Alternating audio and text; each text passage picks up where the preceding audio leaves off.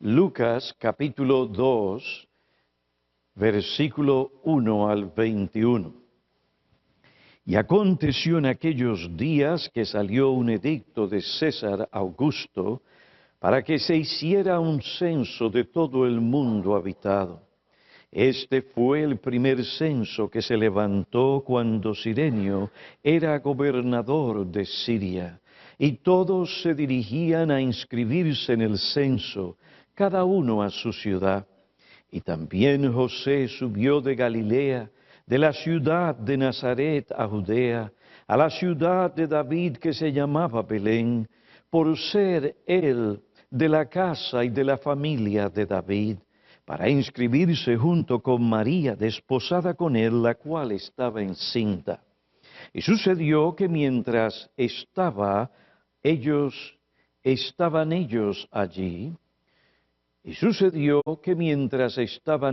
allí, se cumplieron los días de su alumbramiento, y dio a luz a su hijo primogénito. Le envolvió en pañales y le acostó en un pesebre, porque no había lugar para ellos en el mesón. En la misma región había pastores que estaban en el campo cuidando sus rebaños durante las vigilias de la noche, y un ángel del Señor se les presentó, y la gloria del Señor los rodeó de resplandor, y tuvieron gran temor.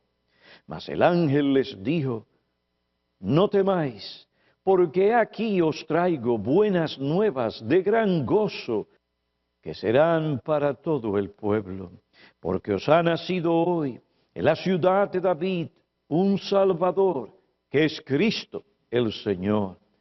Y esto os servirá de señal: hallaréis a un niño envuelto en pañales y acostado en un pesebre. Y de repente apareció con el ángel una multitud de los ejércitos celestiales, alabando a Dios y diciendo: gloria a Dios en las alturas, y en la tierra paz entre los hombres, en quienes Él se complace. Y aconteció que cuando los ángeles se fueron al cielo, los pastores se decían unos a otros: vayamos pues hasta Belén, y veamos esto que ha sucedido, que el Señor nos ha dado a saber. Fueron a toda prisa y hallaron a María y a José y al niño acostado en el pesebre. Y cuando lo vieron, dieron a saber lo que se les había dicho acerca de este niño. Y todos los que lo oyeron se maravillaron de las cosas que les fueron dichas por los pastores. Pero María atesoraba todas estas cosas, reflexionando sobre ellas en su corazón, y los pastores se volvieron, glorificando y alabando a Dios por todo lo que habían oído y visto, tal como se les había dicho. Cuando se cumplieron los 8 días para circuncidarle, le pusieron por nombre Jesús, el nombre dado por el ángel antes de que él fuera concebido en el seno materno. Vamos a tener un momento de oración. Oh Padre, nosotros nos unimos con los ángeles. Seas tú glorificado. Seas tú alabado por todas tus criaturas, por ángeles y por aquellos especialmente que conocen del poder salvador de Cristo en sus vidas. Acércate a nosotros por medio de la enseñanza de tu palabra y tu Espíritu. Ven pues y da entendimiento para que aquellos que están en tiniebla vean la luz, y ellos también alaben tu nombre por la gran salvación que por medio de tu Hijo tú has obrado a nuestro favor.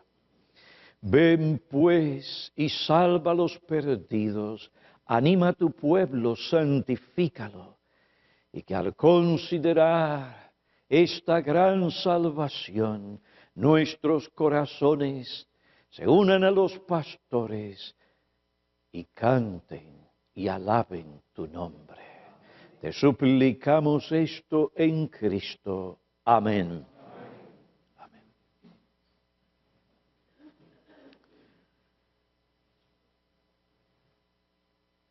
Este pasaje bíblico que hemos leído relata el nacimiento de Jesús en Belén y el anuncio angelical de este gran acontecimiento.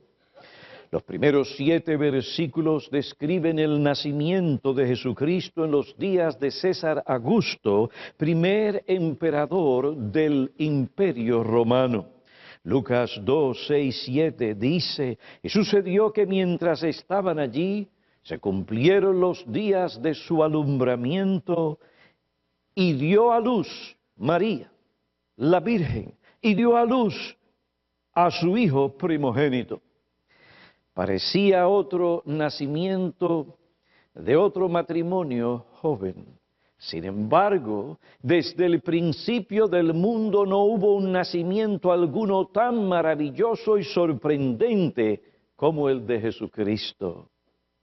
Para el cristiano, la humanidad de Cristo tiene una enorme importancia. Esto llevó a otro a decir, si Dios no se hubiera manifestado en la carne, solo habría habido condenación y perdición eterna para todos los hijos e hijas de Adán, porque a un Dios santo le habría resultado imposible reconciliarse con pecadores caídos. ¡Qué revelación tan extraordinaria del corazón de Dios! Saber que dentro de Él ha tenido eternamente el propósito de entregar a su Hijo unigénito para que fuera el sacrificio por el pecado. De este modo, basándose en ese sacrificio perfecto, los pecadores pueden ser reconciliados con su Creador. El Hijo de Dios se hizo carne. Lucas describe el acontecimiento milagroso del nacimiento de Jesús.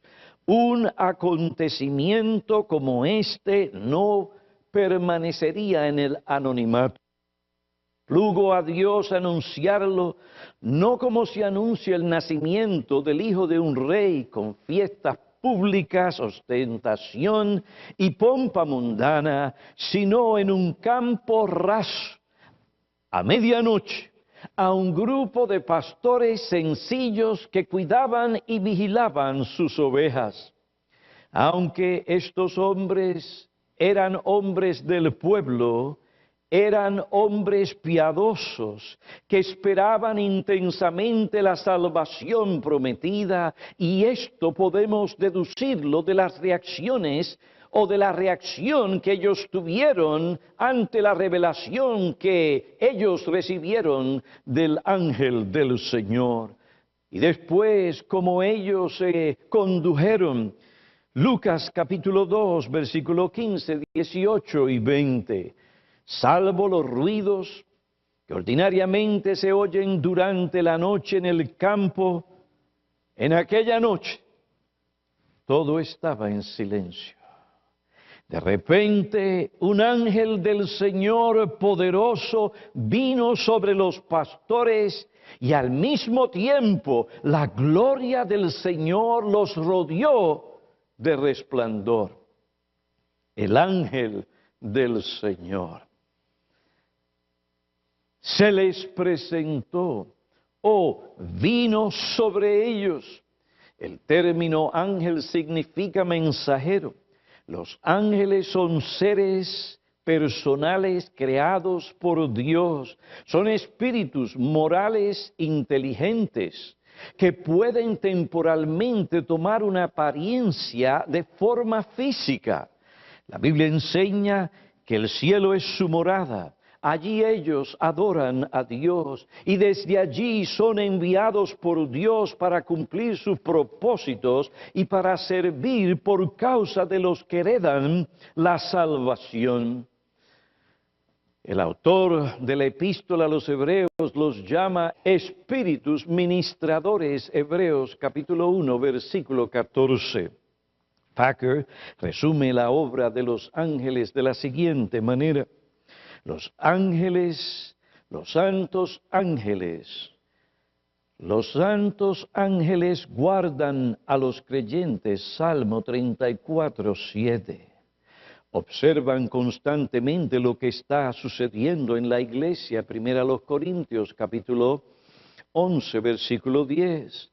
Se da por supuesto que tienen más conocimiento de las cosas divinas que los humanos, Marcos 13, 32, y que tienen un ministerio especial dirigido a los creyentes en el momento de su muerte, Lucas 16, 22. No conocemos los detalles con respecto a nada de esto. Bástenos para hacer notar la relevancia de los ángeles. Si en algún momento nos hallamos necesitados de su ministerio, lo recibiremos. La actividad angélica era prominente en los grandes puntos claves del plan divino de la salvación. Los días de los patriarcas, la época del Éxodo y la promulgación de la ley, el período del exilio y la restauración, y el nacimiento, resurrección y ascensión de Jesucristo, y será prominente de nuevo cuando vuelva Cristo, Mateo 25, 31, Marcos 8, 38. Oh sí, en ninguna parte vemos en la Escritura personas devotas, piadosas, orando a ángeles. No, ni pidiendo cosa a ángel. Nuestra oración es a Dios por medio de Jesucristo en el poder del Espíritu Santo. Ahora, esto no niega la realidad de que Dios creó ángeles, que ellos existen, son espíritus que ministran, y que por causa de aquellos que han sido elegidos, ellos, según la voluntad de Dios, se encuentran activos, y de cuántas cosas hemos sido nosotros librados sin saberlo, simplemente por la actividad de los ángeles que obedecieron a aquel que los envió. Aquí vemos un ángel que fue enviado del cielo a anunciar un gran acontecimiento, el nacimiento del Señor Jesucristo. Ahora dice que la gloria del Señor rodeó a los pastores de resplandor. No solamente apareció el ángel del Señor, sino que la gloria del Señor rodeó a los pastores de resplandor. La gloria del Señor, su refulgencia o resplandor celestial, es la manifestación de la presencia y del poder de Dios. Habla de la cercanía de Dios mediante aquel ángel. Así lo entendieron los pastores. Esta percepción y sus implicaciones infundió gran temor en ellos. Un comentarista de la Biblia explica esta reacción de la siguiente manera: no es de sorprenderse que los pastores sintieran un gran temor, se sintieran terriblemente atemorizados.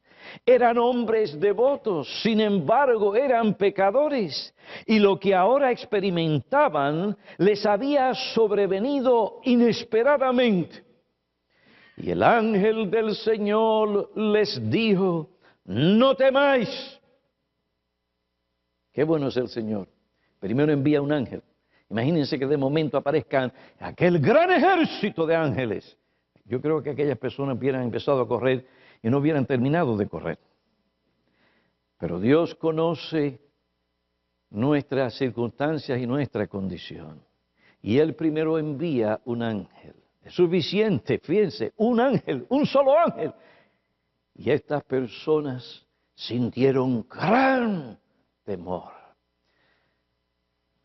Pues este ángel que se les apareció inesperadamente, les dijo: no temáis, no traigo un mensaje de juicio, sino un mensaje de gozo, de salvación, un mensaje de gran gozo para todo el pueblo, como ya veremos la semana que viene, para todo el pueblo sin distinción. Porque os ha nacido hoy en la ciudad de David, conforme a las profecías del Antiguo Testamento, para cumplir las promesas de Dios, que es fiel siempre a sus promesas y a su palabra. Porque os ha nacido hoy en la ciudad de David un Salvador, que es Cristo el Señor. El anuncio angelical del nacimiento de Jesús presenta al Salvador, aquel que ha venido a salvar a todo el pueblo sin distinción, y todo esto para la gloria de Dios. Ahora bien, consideremos de cerca el mensaje angelical. En primer lugar, vemos el anuncio de las buenas nuevas de la salvación. En primer lugar, el ángel anunció las buenas nuevas de salvación. En segundo lugar, él identificó a la gente de la salvación. El anuncio angelical revela el alcance de esta salvación y finalmente señala el propósito de esta salvación. Consideremos en esta mañana solamente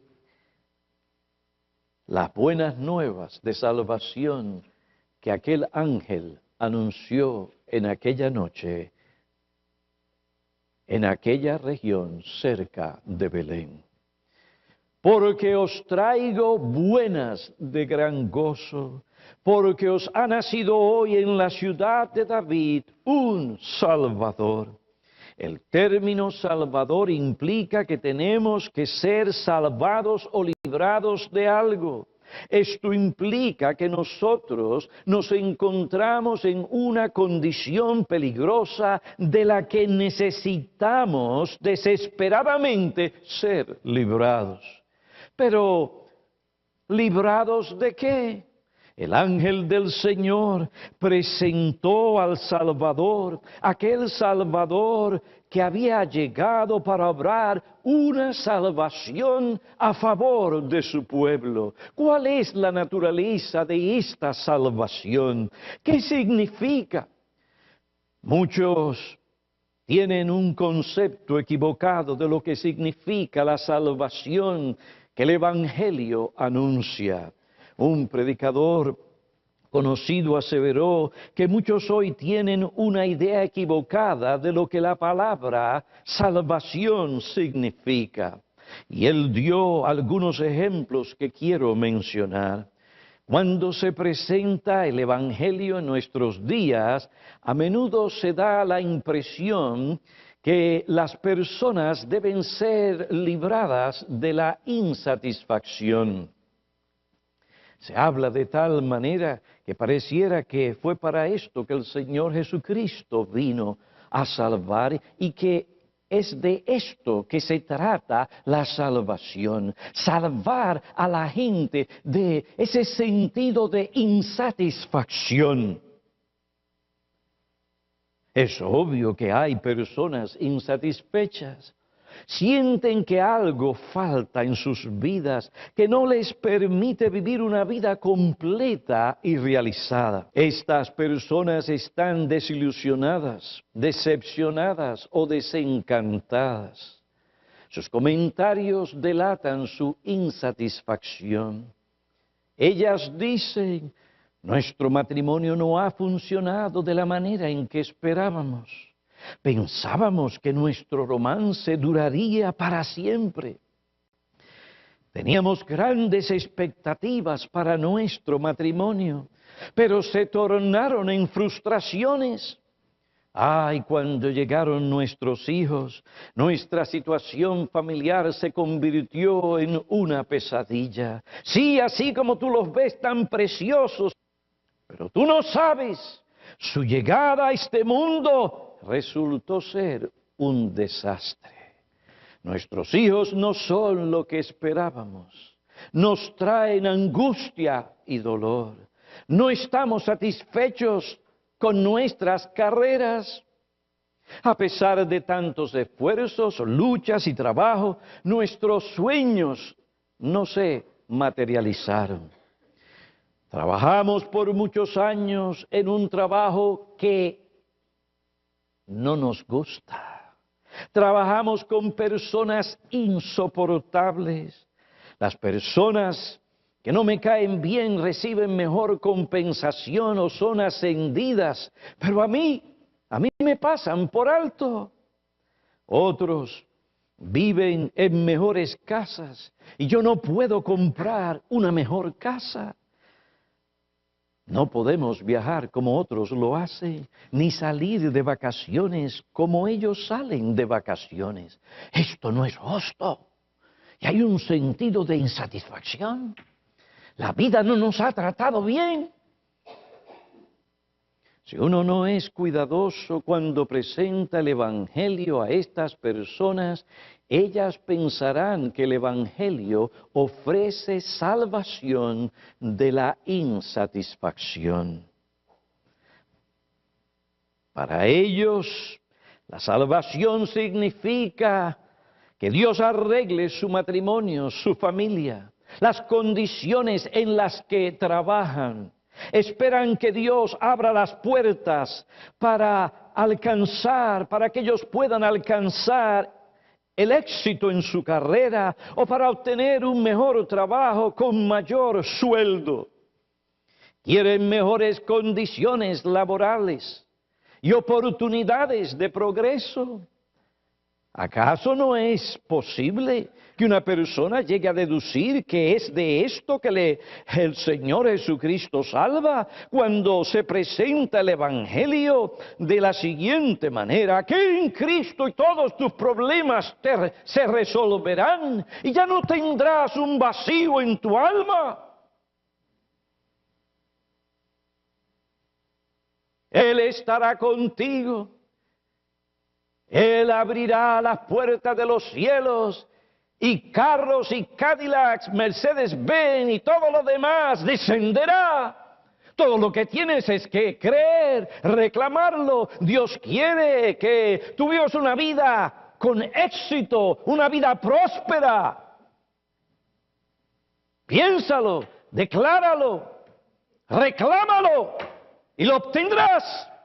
Jesucristo vino, ¿para qué? Para que tengamos vida, seamos personas prósperas y vida en abundancia.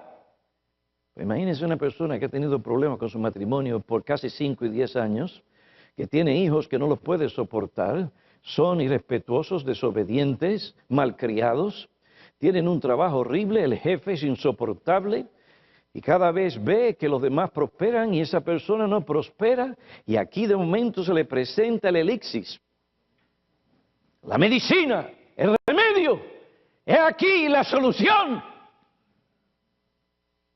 Cristo ha venido para que tú no te sientas insatisfecho.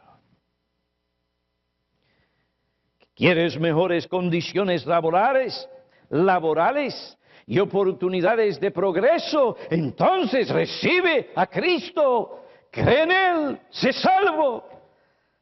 La salvación para ellos significa liberación de la insatisfacción, salvación de ese sentimiento de desilusión, insatisfacción o desengaño o de alguna pesadilla. Para otros la salvación significa liberación de los malos hábitos que debilitan, controlan y destruyen. Malos hábitos.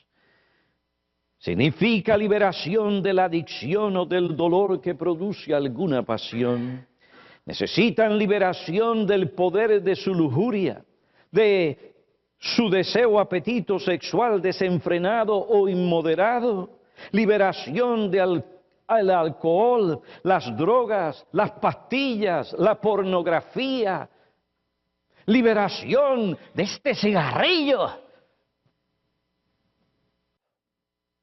Oh, yo quiero a Jesús. Yo quiero que Él me libre de este vicio del cigarrillo. Quiero dejar de fumar.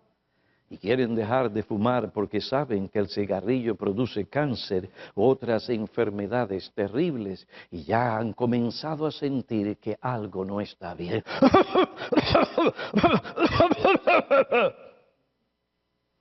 Allá viene alguien, le dice, cree en Cristo y serás salvo y tendrás sanidad. Quieren dejar los vicios. Dicen, estamos cansados de estas cosas. Nos agobian. Quiero ser libre de este pecado sexual que puede costarme la vida o arruinar mi relación con mi cónyuge o mis hijos. Para algunos la salvación significa liberación de las pasiones y deseos que destruyen la vida de ellos y de aquellos que les rodean, que le rodean. La salvación para estas personas es aquello que Jesús hace para satisfacer los elementos vacíos de su vida y darles la victoria sobre aquellas cosas que destruyen la vida. ¿Verdad? ¿Verdad que tú te sientes un vacío? Claro, la persona de momento hace así. Sí, ¿verdad? Yo tengo algo allá adentro que no me siento satisfecho. Cree en Cristo y Él llenará tu alma y te librará de ese vacío.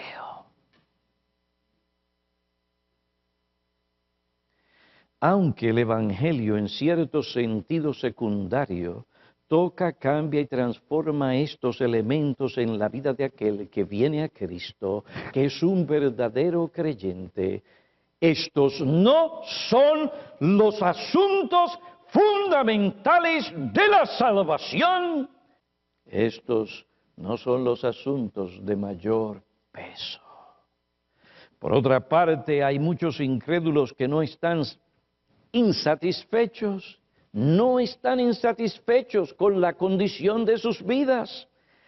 Aún en el entorno materialista en que vivimos hay gente contenta con sus casas, posesiones, trabajos, matrimonios, familia, vecindarios, pensión. Váyase a Florida para que usted vea cómo están allí los ancianitos, sí, usted los ve. Bailando, jugando bingo, escuchando música, en la piscina, con la bola, tírala aquí, tírala para allá, al son de la música. Vaya y pregúntele a ver si están insatisfechos con su vida. Y dice, este hombre está loco, esto es lo mejor que me ha pasado a mí. Disfrutan de la vida. En lo que respecta a estas personas, viven su vida al máximo. Aunque no sirven a Dios, están contentos con su estilo de vida. Pregúntenle al señor Donald Trump a ver si él está o no está contento. O él les va a decir que el dinero no es todo en la vida y que el dinero no libra a uno de aflicciones. Pero pregúntele a ver si él quiere cambiar su vida con cualquier otra persona.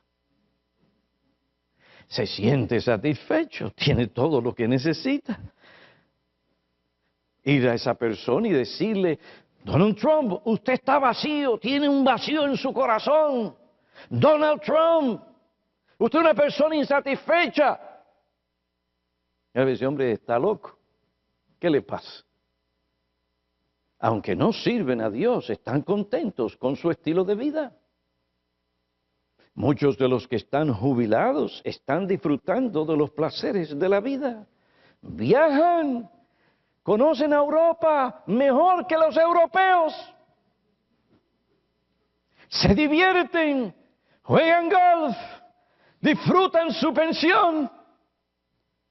Les cuesta creer que la vida les haya concedido tantas cosas buenas. Hay personas que alcanzan o superan sus expectativas, sueños y ambiciones. Es decir, la insatisfacción no es un problema universal. No es el problema de todos. Lo que dijo aquel predicador conocido sobre este asunto es verdad.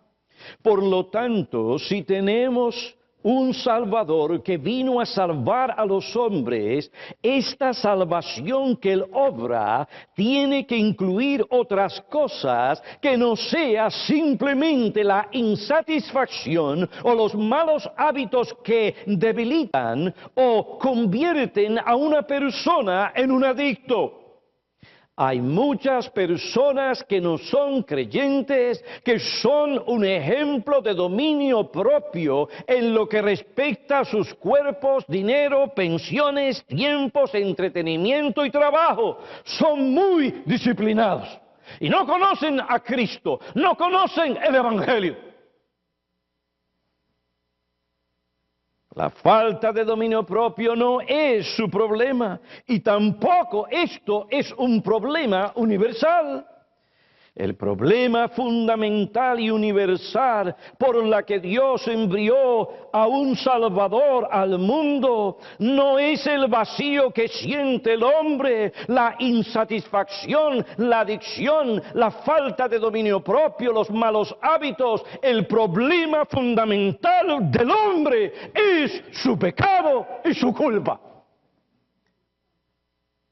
Este es un problema universal. Dios se hizo carne.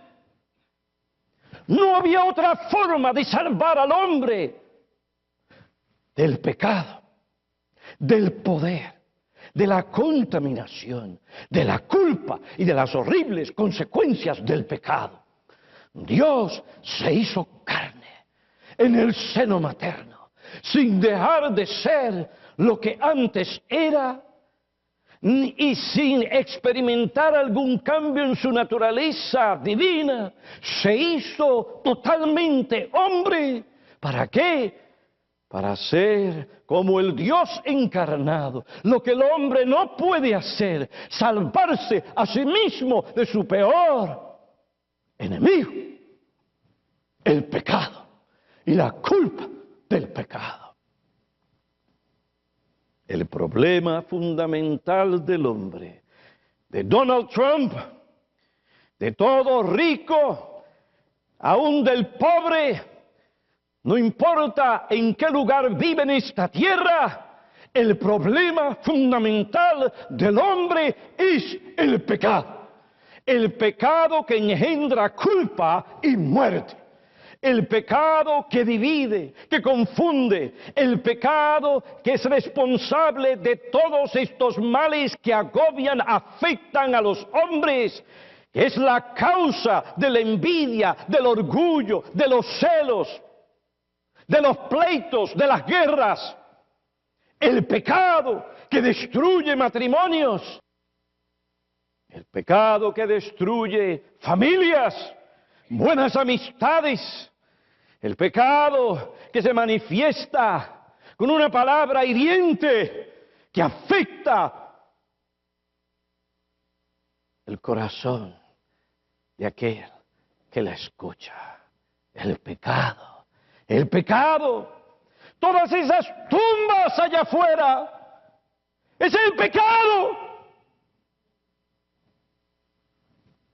Tú te puedes reír del pecado hasta que llegue el momento y conoces más o con mayor claridad el efecto y las consecuencias del pecado. El pecado y la culpa es el problema universal de cada hombre. Se sienta o no se sienta bien, esté o no esté insatisfecho. Romanos capítulo 3 declara: Entonces, ¿qué? Versículo 9. ¿Somos nosotros mejores que ellos? De ninguna manera, porque ya hemos denunciado que tanto judíos como griegos están todos bajo pecado, bajo el poder, la contaminación, la culpa y las consecuencias horribles del pecado. Como está escrito, no hay justo ni aun uno, sea rico, pobre. No hay quien entienda, no hay quien busque a Dios. Todos se han desviado, a unas se hicieron inútiles. No hay quien haga lo bueno, no hay ni siquiera uno. Esa es la condición de todos los hombres, versículo 23, por cuanto todos pecaron y no alcanzan la gloria de Dios, por cuanto todos han desobedecido la ley de Dios, porque todos en Adán cayeron y al ser destituidos perdieron los privilegios que antes tenían en relación a Dios. Ahora, como seres caídos, no tienen la aprobación de Dios. Al contrario, Dios está airado contra el pecador por el pecado. El hombre es un transgresor. Ese es tu título. Él concibe, elige y practica el pecado. El pecado es la infracción de la ley moral de Dios. Infracción es la acción u omisión que va contra la ley santa y moral de Dios.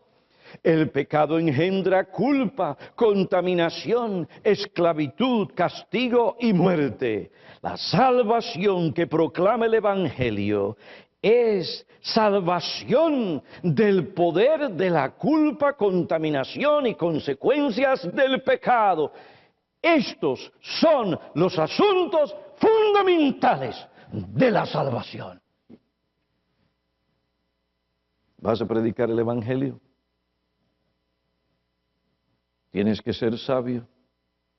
Algunos tienes que comenzar en un lugar, otros mencionando otra cosa, pero todo tiene que llevarte a este asunto. Tú necesitas a Cristo, porque tú eres un pecador. Has violado la ley de Dios, y aunque te sientas bien, no todo está bien con Dios, tu Creador, juez y legislador, aquel que te llamará a dar cuentas. Así es que puedes estar forrado de dinero. Puedes tener todos los Mercedes-Benz que tú quieras. Tu pared estar llena de títulos de doctor de esto, de doctor de aquello, y de doctor de esto, y de doctor lo otro. Piscina afuera, música, alegría. Tus hijos contentos, robustos, atletas. Puedes tener toda esta cosa y no tienes lo más importante, la salvación de tu alma del pecado. Ve a ver qué va a hacer por ti todo aquello que tú has acumulado todos estos años de tu vida cuando llegue la hora de tu muerte.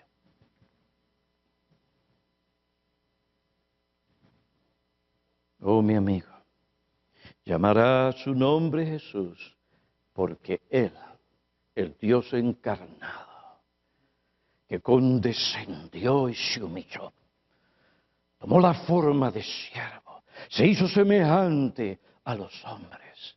¿Para qué? Para tomar el lugar que le corresponde al hombre. Tomar el lugar donde Él recibiría el castigo que tú y que el hombre merece.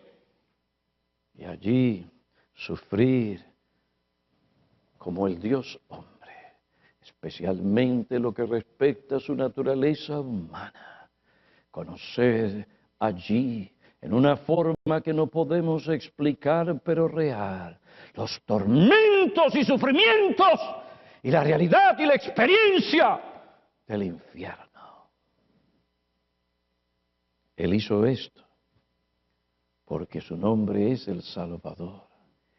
Un Salvador lleno de amor, de gracia y misericordia, que tiene compasión y se deleita en dar cosas buenas a sus hijos.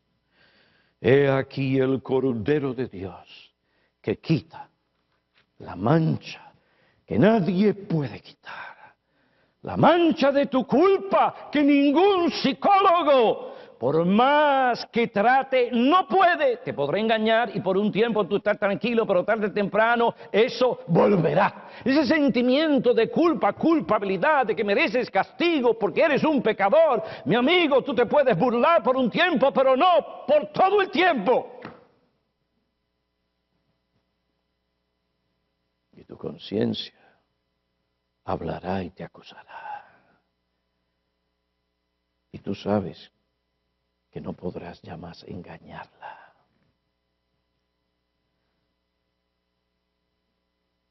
Mi amigo, tu problema principal no es la insatisfacción, los malos hábitos. Tu problema principal es que has pecado contra Dios. Eres un transgresor de la ley divina, por tanto eres reo de condenación eterna. Y aun si te sientes satisfecho y no tienes malos hábitos, estás en la senda que lleva a la perdición y al infierno. Por lo tanto, tú necesitas la salvación que aquel ángel hace muchos años anunció a aquellos pastores. El Evangelio es pertinente para ti hoy. He aquí los asuntos fundamentales de la salvación. Como otro dijo, lo cierto es que aun cuando seas rescatado del pecado, su poder castigo y un día de su presencia, es posible que tus sueños respecto a tu carrera, matrimonio, vacaciones y prosperidad financiera no se materialicen. Es posible que no puedas ejercer un dominio total sobre las pasiones de tu vida. Aunque tendrás algún éxito en estas cosas, esto no es lo más importante. Ciertamente que tú gozarás de la victoria y el gozo que el Espíritu Santo da para triunfar sobre estas cosas, pero no es lo más importante. Lo más importante es que has sido, si eres un verdadero creyente, librado del pecado y sus consecuencias.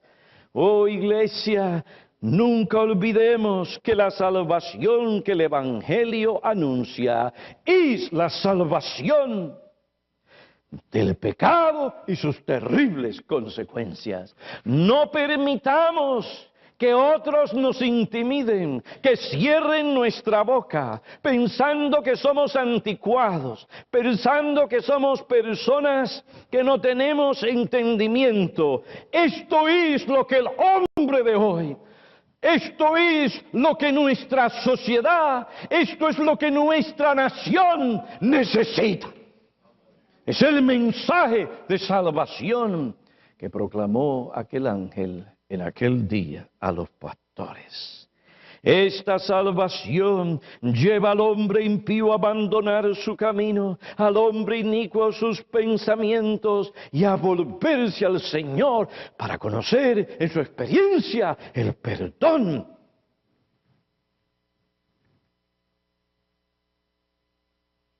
El destructor real del hombre es el pecado y la culpa que éste engendra.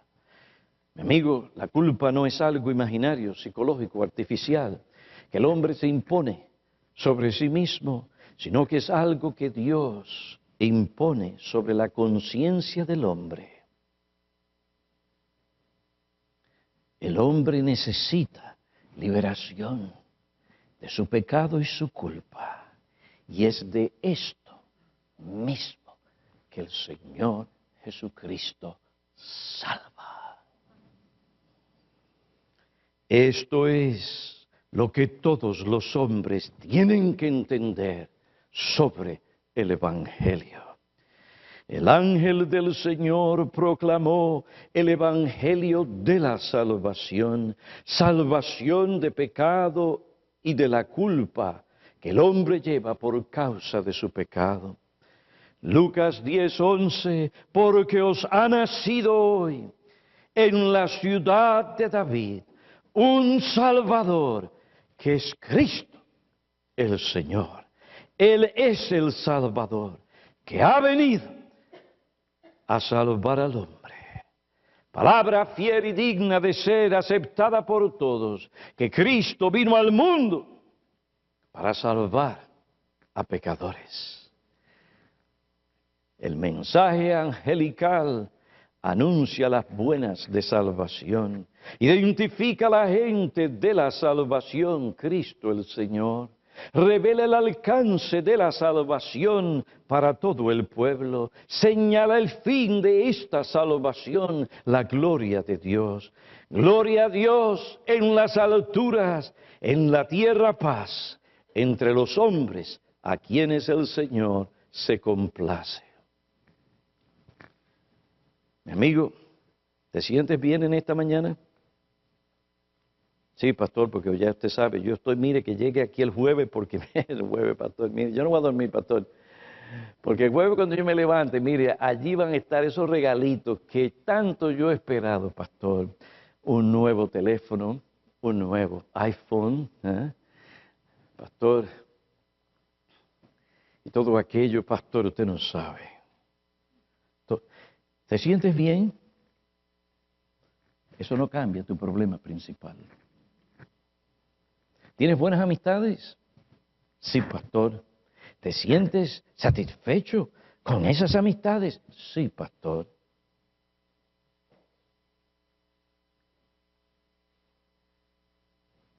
¿Pasas un buen tiempo con ellos?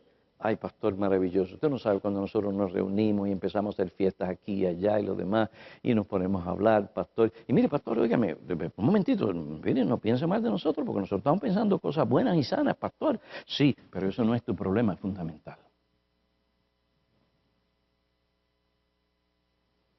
¿Vas a una buena escuela? ¿Tienes lo que deseas? ¿Una buena esposa? ¿Buenos hijos?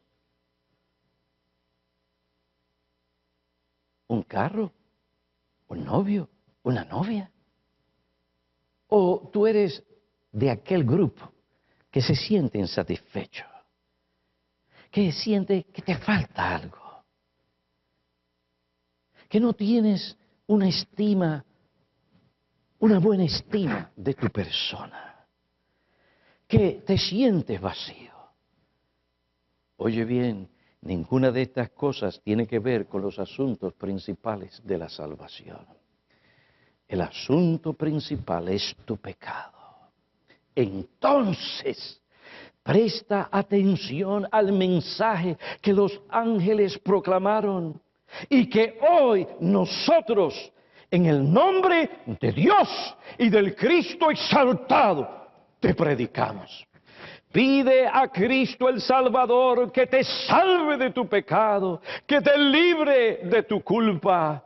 Y no dejes de clamar hasta que Él te conceda esta petición.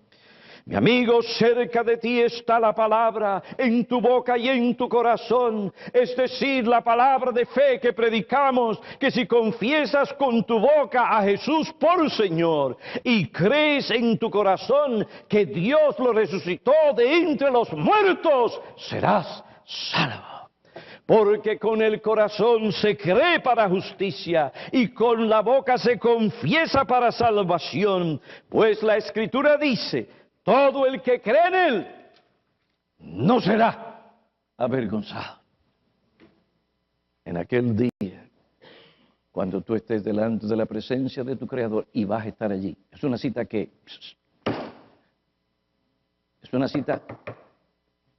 en la que tú vas a estar.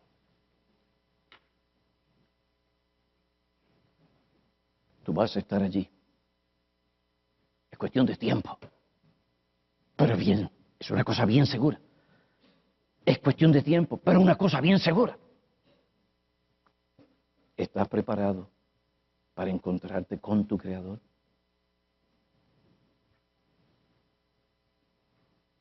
Hoy, si oyes la voz de Cristo, mediante su palabra, te ruego otra vez, de lo profundo de mi corazón, no endurezcas tu corazón. Pero, ¿qué pensarán mis amigos, pastor? Lo que ellos piensan no debe preocuparte, pues ellos no podrán ayudarte el día de tu muerte y cuando comparezcas delante de tu Creador y Juez. Ellos no pueden salvarte del pecado y de la culpa, no pueden salvarte del infierno. Entonces, hoy, ve a Él, cree en Él y serás salvo. Iglesia, aprendamos de aquellos pastores. Ellos escucharon la voz de Dios por medio de aquellos ángeles. ¿Y qué hicieron? Inmediatamente obedecieron la palabra. Y después alabaron y glorificaron a Dios, que les había permitido ver lo que aquel día, lo que pasó en aquel día. ¿Sabe qué? Tú y yo tenemos que dar gracias. ¿Por qué? Porque aquel que nació en aquella ciudad ha venido a salvarnos del pecado y de sus consecuencias. Nosotros también con los pastores tenemos con gran gratitud que alabar y glorificar a Dios. Oremos.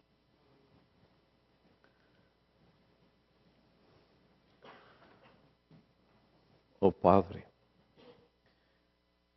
clamamos pidiéndote a favor de aquellos que no conocen a Cristo de una manera salvífica. Te damos gracias por el Salvador que enviaste, por su vida, su ministerio, su muerte, su resurrección, su ascensión y exaltación e intercesión.